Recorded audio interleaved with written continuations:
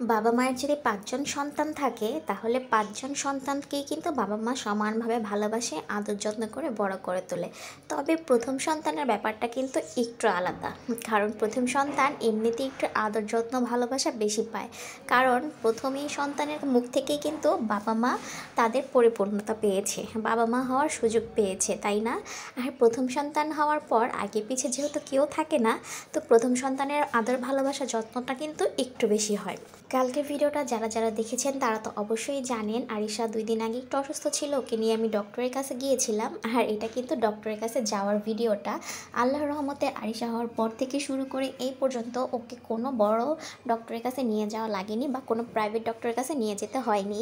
আমাদের বাসার এইখানে এই যে এই সরকারি হসপিটালটা আছে, এই হসপিটালটাই কিন্তু আরিশা সুস্থ হয়ে যায়। যে কোনো ঠান্ডা জ্বর কাশি যে কোনো সমস্যাই হোক না কেন, ওকে আমি অন্য কোথাও না নিয়ে এইখানেই নিয়ে আসি।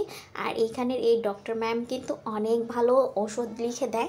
মানে একবার ওষুধটা খেলে আরিশা আল্লাহর রহমতে সুস্থ হয়ে যায়। মানে 7 দিনের যদি ওষুধ দেয় তাহলে সেখানে দেখা যায় 2 থেকে 3 দিনের মধ্যে আরিশা সুস্থ হয়ে যায় ওষুধটা খাওয়ার পর। তো আল্লাহ যার ভাগ্যে যা রেখেছে, মানে যার কাছে গেলে যে সুস্থ হয় আর কি। তো আরিশাকে আমি আর অন্য কোথাও নিয়ে না এখানেই নিয়ে আসি।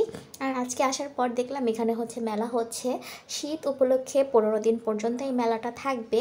তো আমরা যেহেতু সকালে এসেছিলাম, এসে দেখি সব কিছু বন্ধ। কিন্তু বাচ্চারা কি আর শোনে, এখানে অনেক ধরনের রাইড ছিল। আর এইগুলো দেখে তো আরিশা বলছিল চলো আম্মু আমরা উঠি, আমরা খেলা করব। অত ছোটো মানুষ আর বুঝতেছে না যে এগুলো হচ্ছে এখন বন্ধ আছে। কিন্তু আবার জিজ্ঞেস করতেছিল যে আশেপাশে তো কোনো মানুষ নাই।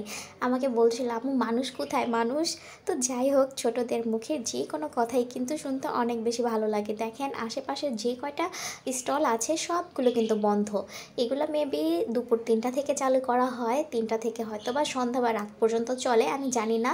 তো ভেবেছিলাম যে একদিন যাবো আরিশাকে নিয়ে, কিন্তু যেহেতু আমি এখন একা হয়ে গেছি, আমার একা একা আসলে কোথাও যাওয়ার তেমন একটা সাহস হয় না। মানে খুব ভয় লাগে আরিশাকে নিয়ে আমি একা কোথাও এমনিতে দূরে যাই না। যদি ওর বাবা থাকে বা ওর নানি বা নানা যে কেউ একজন থাকলে একটু সাহস লাগতো। তো তারা যখন এখন কেউ নাই, তো আরিশাকে নিয়ে আমি আর রিস্ক নেই না, যাই না। যেহেতু মেলার মধ্যে অনেক রকমের মানুষ থাকে, অনেক ভিড় থাকে, তো একটু আনন্দ করতে যেয়ে আবার যদি কোনো একটা বিপদ ঘটে যায় তো না যাওয়াই ভালো। এইখানে আরিশা দেখছিল যে কি কি রাইড ছিল, তো সবগুলাকে উঠতে চাইছিল, সবগুলার গেট আসলে বন্ধ ছিল।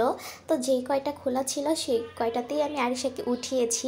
তবে ট্রেনে উঠতে আরিশা অনেক পছন্দ করে। আর আমিও যে এত বড় হয়ে গিয়েছি তাও কিন্তু ট্রেনে উঠতে আমার অনেক ভালো লাগে। মানে সত্যিকারের যে ট্রেনগুলো আছে না, সেই ট্রেনগুলোতে এখনও আমি উঠতে পারিনি। তো এরকম মেলায় বা কোনো পার্কে গেলে তখন কিন্তু আমি অবশ্যই অবশ্যই ট্রেনে উঠি। ট্রেনে উঠতে আমার অনেক ভালো লাগে। আর যেসব পার্কে ট্রেনগুলো ভূতের বাড়ির ভেতর দিয়ে যায় সেগুলো তো আরও বেশি ভালো লাগে। তো এইখানে দেখলাম একটা আপুও তার ছেলেকে নিয়ে এসেছে যে তাকেও একটু ঘোরাবে, এসে দেখে আমার মতোই যে সব কিছু বন্ধ। তো তার ছেলেও এই বন্ধ রাইডগুলোতে উঠছিল। আর আরিশাও এরকম করে ঘুরে ঘুরে দেখছিল কোথায় কে আছে না আছে। তারপরে এই তো এখন সে হচ্ছে ট্রেনে উঠবে। আর গেট খুঁজে পাচ্ছিল না, পরে আমি দেখাই দিলাম যে এখান দিয়ে যাও। তো যাওয়ার পর সে আবার রাস্তা দেখেও থেমে যাচ্ছিল, যেটা তো ট্রেনের রাস্তা মুখ। বললাম সমস্যা নাই, তুমি যাও, এটা কীভাবে টপকে টপকে তারপরে তুমি ট্রেনের সামনে যাও। তো ওকে চাইছিলাম যে একবারে সামনে বসানোর জন্য, কিন্তু এই বাবুটা হচ্ছে প্রথমে এসে লাফ দিয়ে উঠে পড়েছে ট্রেনের সামনে সিটটাতে। তো আরিশাকে আমি এখন এখানে তুলে দিচ্ছিলাম। ট্রেনটা যেহেতু অনেকটা উঁচু ছিল, তো ও একা একা উঠতে পারছিল না, আমি ওকে উঠাই দিলাম, পরে ও একা একাই বসছিল।